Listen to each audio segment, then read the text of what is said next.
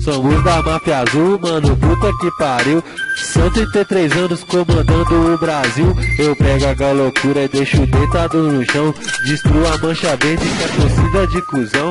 Chamo a gaviões pra fazer na mão, mas eles não encaram só se tiver rojão. Mato a fraca jovem torcidinha de alemão. Invadir São Januário já virou, foi tradição. E os sardinhas nem quero falar, só vem com foguete e nunca descem pra trocar. Geral do Grêmio só tem cu, cambada de racista. Roubamos a raça e acertamos o gremista.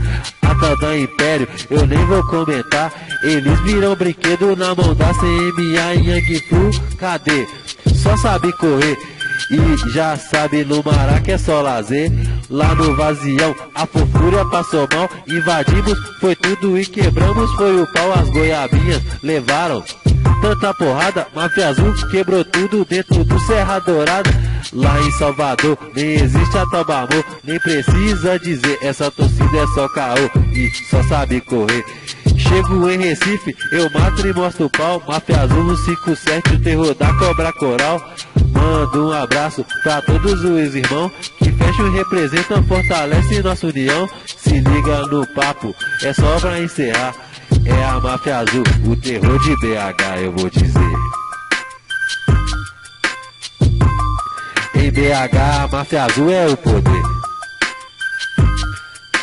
Pode crer. Agora eu vou deixando um salve aí, mano, pro mano Diego, pode crer que